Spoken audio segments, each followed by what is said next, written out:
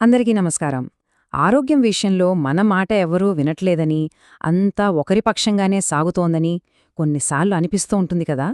సరే, ఈరోజు మనం ఒక చాలా ముఖ్యమైన విషయం గురించి మాట్లాడుకుందాం. అదేంటంటే, రోగికి వైద్యునికి మధ్య ఉండే బంధం. ఆ భాగస్వామ్యం మన ఆరోగ్యాన్ని ఎంతగా మార్చగలదో, ముఖ్యంగా సైకాలజీ సహాయంతో ఆ బంధాన్ని ఎలా బలపరచవచ్చో లోతుగా చూద్దాం. ఒక్కసారి ఈ ప్రశ్న గురించి ఆలోచించండి. ఉదాహరణకి, ఇద్దరు వ్యక్తులకు డాక్టర్ ఒకే సలహా ఇచ్చారనుకుందాం, పొగ తాగడం మానేయండి అని. మరి ఏమవుతుంది? ఒకరేమో వెంటనే మానేస్తారు, కాని రెండో వ్యక్తి అస్సలు పట్టించుకోరు. ఇద్దరికీ ఒకే సమస్య, ఒకే సలహా, అయినా ఫలితం వేరు. ఎందుకిలా? దీనికి సమాధానం కేవలం మందుల్లోనూ వైద్యంలోనూ దొరకదు. అసలు సమాధానం ఎక్కడుందంటే, వైద్యం, మనస్తత్వశాస్త్రం కలిసే ఆ అద్భుతమైన చోట ఉంది. అయితే ముందుగా మనం ఒక పని చేద్దాం. మన ఆరోగ్యాన్ని బాగు చేయడానికి ఈ నిపుణుల దగ్గరుండే సాధనాల పెట్టే లేదా టూల్ బాక్స్లో ఏముందో ఒకసారి తొంగి చూద్దాం. అసలు వాళ్ళు మనకు సహాయం చేయడానికి ఎలాంటి పద్ధతులు వాడతారో తెలుసుకోవాలి కదా. ఆరోగ్య జోక్యం. ఈ పదం వినగానే మనకేం గుర్తొస్తోంది? బహుశా మందులు, ఇంజెక్షన్లు, అంతేనా? కాని అసలు విషయం అది కాదు. ఈ జోక్యం అనేది చాలా పెద్ద పదం. ఇది కేవలం మందులు మింగడం గురించి మాత్రమే కాదు. చూడండి, డాక్టర్తో మన ఆహారం గురించి మాట్లాడటం అదొక జోక్యమే. ఫిజియోథెరపీ సెషన్కి వెళ్లడం అదే జోక్యమే. చివరికి ధ్యానం చేయడానికి ఉపయోగపడే ఒక చిన్న యాప్ కూడా మన ఆరోగ్యాన్ని మెరుగుపరిచే ఏ చిన్న చర్యనైనా ఈ ఆరోగ్య జోక్యం కిందకే వస్తుంది. చూసారా, ఈ నిపుణుల టూల్ బాక్స్ నిజంగా ఎంత పెద్దదో! ఇందులో ఏవేవో ఉన్నాయి. సైకియాట్రిక్ మందులు, సైకోథెరపీ అంటే మాటల ద్వారా చేసే చికిత్స, ఇంకా రిలాక్సేషన్ టెక్నిక్లు, బయోఫీడ్బ్యాక్, ధ్యానం, ఇలా చాలా ఉన్నాయి. ప్రతిదానికి దాని ప్రత్యేకత దానికుంది. ఇది ఎలా ఉంటుందంటే, ఒక వడ్రంగి దగ్గర రకరకాల పనిముట్లుంటాయి కదా, పనిని బట్టి సరైన దాన్ని ఎంచుకుంటాడు. అలాగే ఆరోగ్య నిపుణులు కూడా మన ప్రత్యేక పరిస్థితిని బట్టి మనకు ఏది ఉత్తమమో ఆ పద్ధతిని ఎన్నుకుంటారు. సరే, ఈ పనిముట్ల గురించైతే మనకొక ఐడియా వచ్చింది. మరి అసలు వీటిని ఎవరు వాడతారు? ఈ నిపుణులెవరు? వాళ్ల పాత్రలేంటి? వాళ్ల పద్ధతులేంటి? ఇవి అర్థం చేసుకోవాలంటే మనం మానసిక ఆరోగ్య ప్రపంచంలోకి కొంచెం లోతుగా వెళ్ళాలి. వెళ్దామా? ఇక్కడ చాలామందికి ఒక కన్ఫ్యూషన్ వస్తుంది. సైకియాట్రిస్ట్, సైకాలజిస్ట్ ఇద్దరూ ఒకటేనా లేక వేర్వేరా? తేడా ఏంటి అని దీన్ని సింపుల్గా అర్థం చేసుకుందాం. సైకియాట్రిస్ట్ ఒక బ్రెయిన్ మెకానిక్ లాంటి వాళ్ళు మెడికల్ డాక్టర్లు. అంటే మన మెదడులో ఏవైనా రసాయన మార్పులు వస్తే వాటిని సరిచేయడానికి మందులివ్వగలరు. మరి సైకాలజిస్ట్ వాళ్ళు ఒక మైండ్ కోచ్ లాంటి వాళ్ళు. మన ఆలోచనలు, ప్రవర్తనలతో పనిచేస్తారు. మన సవాళ్లను అధిగమించడానికి కొత్త ఆలోచనా విధానాలు నేర్పించి సహాయం చేస్తారు. సైకాలజిస్టులు వాడే అతి ముఖ్యమైన సాధనాల్లో ఒకటి టాక్ థెరపీ లేదా సైకోథెరపీ. పేరుకు టాక్ థెరపీ అయినా ఇది మామూలు మాటల్లా ఉండదు, చాలా శక్తివంతమైనది. ఇక్కడేం జరుగుతుందంటే, సంభాషణ ద్వారా మన ఆలోచనల్లోని చిక్కుముడులను ఒక్కొక్కటిగా విప్పుతారు. మనల్ని బాధపెడుతున్న విషయాలను తొలగించి మళ్లీ మన జీవితాన్ని మన చేతిలోకి తీసుకోవడానికి సహాయపడతారు. అంటే ఇది కేవలం మన సమస్యల గురించి చెప్పడం కాదు, ఇద్దరూ కలిసి పరిష్కారాలను వెతకడం. ఇదిగో ఇక్కడ చూడండి, దీని పేరు కాగ్నిటివ్ ట్రయాంగిల్. చాలా సింపుల్, కానీ చాలా పవర్ఫుల్ కాన్సెప్ట్. మన ఆలోచనలు, మన ఫీలింగ్స్, మన ప్రవర్తన, ఈ మూడూ ఒకదాంతో ఒకటి ముడిపడి ఉంటాయని చెప్తుంది. ఒక చిన్న ఉదాహరణ చూద్దాం. నేనీ జాబ్ ఇంటర్వ్యూలో ఖచ్చితంగా ఫెయిల్ అవుతాను అని మనసులో ఒక ఆలోచన వచ్చిందే అనుకుందాం. వెంటనే ఏమవుతుంది? ఆందోళన, భయం లాంటి ఫీలింగ్స్ వస్తాయి. ఈ ఫీలింగ్స్ వల్ల మన ప్రవర్తన ఎలా మారుతుంది? చివరి నిమిషంలో అసలు ఇంటర్వ్యూకే వెళ్లకుండా మానేస్తాం. చూసారా, ఒక ఆలోచన ఫీలింగ్ను, ఆ ఫీలింగ్ ప్రవర్తనను ఎలా ప్రభావితం చేసిందో.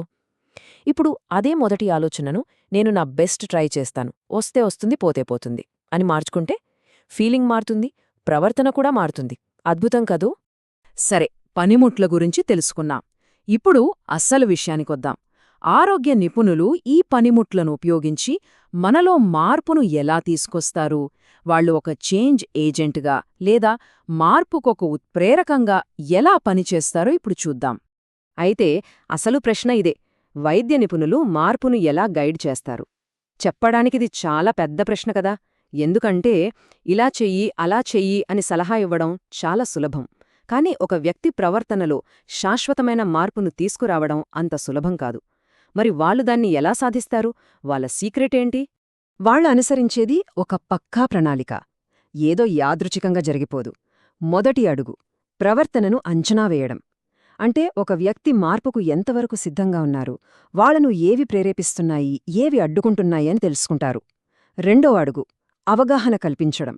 ఒక గైడ్లా ఉండి వాళ్లు సరైన నిర్ణయాలు తీసుకోవడానికి అవసరమైన జ్ఞానాన్ని అందిస్తారు.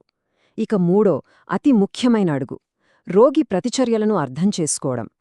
మార్పు అంటే భయం, తిరస్కరణ లాంటి ఎన్నో భావోద్వేగాలొస్తాయి. వాటన్నిటినీ అర్థం చేసుకొని సానుభూతితో వారికి మద్దతుగా నిలుస్తారు. ఇప్పటిదాకా మనం నాణానికి ఒకవైపే చూశాం, అంటే వైద్య నిపుణుల గురించి. కాని ఇప్పుడు మనం నాణానికి రెండో వైపు చూడాలి. ఈ మొత్తం ప్రక్రియలో అత్యంత కీలకమైన వ్యక్తి ఆ రోగి. ఎందుకంటే చిట్టచివరికి ఏ చికిత్స అయినా విజయవంతం అవ్వాలా వద్దా అని నిర్ణయించేది చాలాసార్లు రోగి యొక్క మనస్తత్వమే. ఈ రెండు పదాల మధ్య ఉన్న తేడా చాలా చాలా ముఖ్యం. ఒకటి కంప్లైన్స్, రెండోది లెర్నింగ్. కంప్లైన్స్ అంటే కేవలం పాటించడం. అంటే డాక్టర్ చెప్పారు కాబట్టి మందులు వేసుకోవడం. ఎందుకు వేసుకుంటున్నామో పూర్తిగా తెలియకపోయినా వేరే దారి లేక వేసుకోవడం. మరి లెర్నింగ్ అంటే అది నేర్చుకోవడం. ఆ మందులు మన ఆరోగ్యానికి ఎందుకు అవసరమో అర్థం చేసుకుని దాన్ని మన వ్యక్తిగత లక్ష్యంగా మార్చుకుని బాధ్యతగా మందులు వేసుకోవడం. చూడండి, మొదటిది కేవలం విధేయత, కాని రెండోది నిబద్ధత. నిజమైన శాశ్వతమైన మార్పు ఎప్పుడూ ఆ లెర్నింగ్ నుంచే వస్తుంది. పేషెంట్ సాటిస్ఫాక్షన్ లేదా రోగి సంతృప్తి. ఈ మాట వినగానే మనకు హాస్పిటల్ ఫీడ్బ్యాక్ ఫామ్లు, ఆన్లైన్ రేటింగ్స్ గుర్తొస్తాయి. కానీ ఇది అంతకంటే చాలా ఎక్కువ. ఇది వైద్యులు, హాస్పిటల్స్ పనితీరుకు ఒక రిపోర్ట్ కార్డ్ లాంటిది. రోగి, వైద్యుడి సంబంధం ఎంత ఆరోగ్యంగా ఉందో చెప్పే ఒక సూచిక. ఎందుకంటే ఎన్నో పరిశోధనలు ఏం చెప్తున్నాయంటే చికిత్సతో సంతృప్తిగా ఉన్న రోగికి మంచి ఫలితాలొచ్చే అవకాశాలు చాలా ఎక్కువ. సో ఇది కేవలం ఒక ఫీడ్బ్యాక్ కాదు, అందించే సంరక్షణ నాణ్యతకు ఒక కొలమానం. సరే, ఇప్పటిదాకా మనం చాలా విషయాలు మాట్లాడుకున్నాం కదా. ఒక రకంగా చెప్పాలంటే ఇవన్నీ ఒక పజిల్ ముక్కల్లాంటివి. ఇప్పుడు వాటన్నింటినీ కలిపి ఒక పూర్తి చిత్రాన్ని చూద్దాం. మనం తెలుసుకున్న దాని ప్రకారం మెరుగైన ఆరోగ్యానికి అసలైన బ్లూప్రింట్ లేదా మాస్టర్ ప్లాన్ ఎలా ఉండాలి? దీనికొక సింపుల్ ఫార్మ్యులా ఉంది. విజయవంతమైన ఆరోగ్యానికి 4 బలమైన స్తంభాలవసరం. మొదటిది రోగి సంతృప్తి, రెండోది వాళ్లకి చికిత్సపై స్పష్టమైన అవగాహన ఉండటం, మూడోది వాళ్లకి సరైన ఆరోగ్య విద్యను అందించటం, ఇక నాల్గోది అన్నింటికంటే ముఖ్యమైనది రోగికి, వైద్య నిపుణునికి మధ్య ఒక బలమైన సహకార భాగస్వామ్యం. ఈ 4 కలిస్తేనే అది విజయానికి సరైన రెసిపీ అవుతుంది. చివరిగా మనం ఈ విశ్లేషణను ఒక ఆలోచనతో ముగిద్దాం. మన ఆరోగ్యమనేది ఒక టీమాడే ఆటలాంటిది అనుకుంటే ఆ జట్టులో మనం ఎలాంటి ఆటగాళ్లం? ఆటను గెలిపించడానికి వ్యూహాలు పన్నుతూ చురుకుగా పాల్గొంటున్నామా, లేక కేవలం సైడ్ లైన్లో నిలబడి చూస్తున్న ప్రేక్షకుల్లా ఉన్నామా? గుర్తుంచుకోండి, మన ఆరోగ్యమనే ఆటలో మనమే కీలకమైన ఆటగాళ్లం. మన చురుకైన భాగస్వామ్యమే మన అతిపెద్ద బలం. దీని గురించి తప్పకుండా ఆలోచించండి.